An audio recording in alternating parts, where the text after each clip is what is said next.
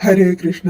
மனித வாழ்வின் குறிக்கோள் பாகம் 25 அத்தியாயம் 2 பக்குவம் பெறுதல். மிக உயர்ந்த அன்பு அதன் தொடர்ச்சி. கலப்பற்ற அன்பு பலன் கருதிய செயல்கள், அதாவது கர்மா, மனம் சார்ந்த ஹேஷ்யங்கள், பௌதீக இச்சைகள் ஆகியவற்றிலிருந்து முற்றிலும் விடுபட்டிருக்க வேண்டும்.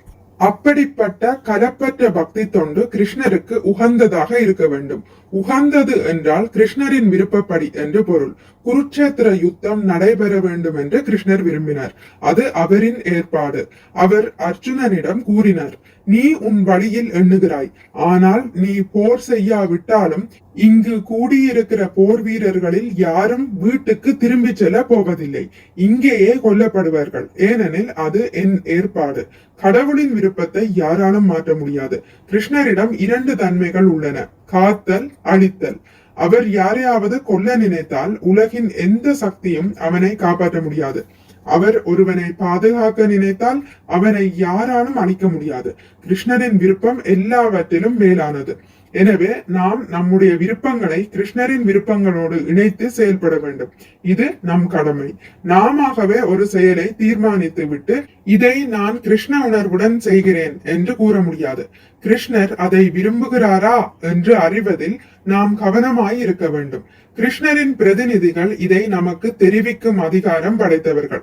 ஆன்மீக குருவை நாம் தினமும் பிரார்த்திக்கும் போது குருவிற்கு திருப்தியானால் கடவுள் திருப்தி அடைகிறார். ஆனால் குருவிற்கு அதிருப்தி ஏற்பட்டால் கடவுளை மகிழ்விக்கும் வழி ஏதும் இல்லை என்று பாடுகிறோம். எனவே கூடிய வரையில் நம் ஆன்மீக குருவின் கட்டளைகளை நாம் நிறைவேற்ற வேண்டும். அதுவே முன்னேற்றம் அடைவதற்கான வழி. கிருஷ்ணருக்கு உகந்த முறையில் செயல்படுவதென்பது அதுவே.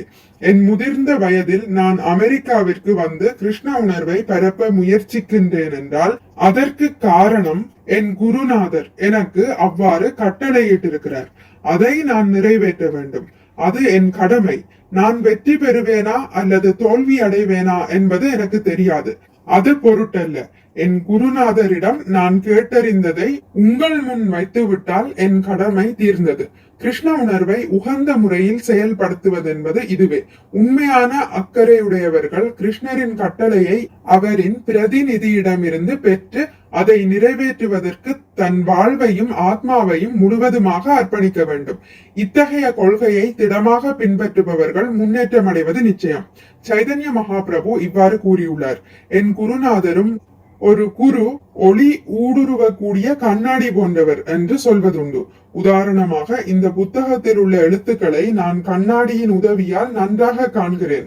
கண்ணாடி இல்லாமல் என்னால் பார்க்க முடியாது, ஏனெனில் எனக்கு கண் பார்வை சரியில்லை. அதுபோலவே நம் புலன்கள் குறைபாடுகள் உள்ளவை. இந்த கண்களால் நாம் கடவுளை காண முடியாது. இந்த காதுகளால் ஹரே கிருஷ்ண மகாமந்திரத்தை கேட்க முடியாது. குருநாதரின் உதவி இல்லாமல் நாம் எதுவும் செய்ய முடியாது. பார்வை சரியில்லாத கண்கள் கண்ணாடியின் உதவி இல்லாமல் காண முடியாதது போல் கண்ணாடி போன்ற குருநாதரின் உதவியின்றி கடவுளை நாம் காண முடியாது. கண்ணாடியின் மூலம் சரிவர காண்பதற்கு அதில் அழுக்கு படியாமல் இருக்க வேண்டும். கடவுளிடம் கலப்பற்ற அன்பு செலுத்துவதில் நம் சர்வேந்திரியங்களையும் ஈடுபடுத்த வேண்டும். இதிலிருந்து பாலுணர்வையும் கிருஷ்ண உணர்வில் ஈடுபடுத்த வேண்டும் என்றாகிறது. கடவுளை தந்தையாகவோ தாயாகவோ கருதும் போது அவரின் சேவையில் பாலுணர்வை ஈடுபடுத்தும் வாய்ப்பில்லை. ஏனெனில் தந்தை தாயுடன் பாலுறவு ஏற்படுவதில்லை. ஆனால் கடவுளை நம் காதலுக்குரியவராக கருதும் போது அதில் பாலுணர்வுக்கு இடம் உள்ளது. எனவே உன்னதமான பிரபுவாகிய கடவுளுடன் நமக்கு ஏற்படக்கூடிய உறவின் மிகச்சிறந்த பக்குவ நிலையை பற்றிய தகவலை சைதன்ய மகாபிரபு நமக்கு அளித்திருக்கிறார். மற்ற மத கோட்பாடுகளில் கடவுள் தந்தையாகவோ தாயாகவோ கருதப்படுகிறார். இந்தியாவில் காளி தேவியை கடவுளின் அம்சமாக கருதி வழிபடுகிறார்கள். இந்த வழிபாடு அதிகாரபூர்வமானதல்ல என்றாலும் நடைமுறையில் அந்த நம்பிக்கை உள்ளது. கிறிஸ்துவ மதத்தில் கடவுள் தந்தையாக கருதப்படுகிறார். ஆனால் கடவுளுடனான உறவில் பாலுணர்விற்கும் இடம் உண்டு என்று சைதன்ய மகாபிரபு நமக்கு தெரிவிக்கிறார். இது சைதன்ய மகாபிரபுவின் தனிச்சிறப்பு. பௌதிக பாலுறவு திரிபடைந்து காணப்பட்டாலும் அது மிகச் சிறந்த இன்பம் தரக்கூடியதாக கருதப்படுகிறது.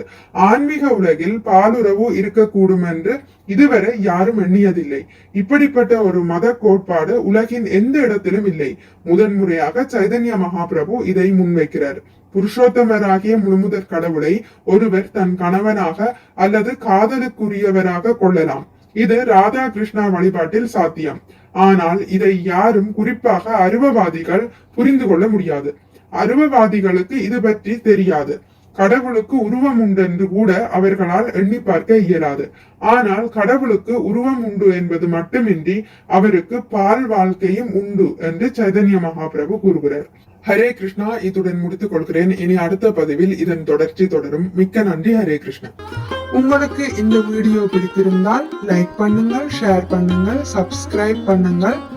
நோட்டிபிகேஷன் பெல்லை அழுத்துவதன் மூலம் அடுத்த பதிவுகள் உங்களை வந்தடையும். பகவான் ஸ்ரீ கிருஷ்ணரை பற்றி கேட்டு மகிழ்வோம். ஹரே கிருஷ்ணா.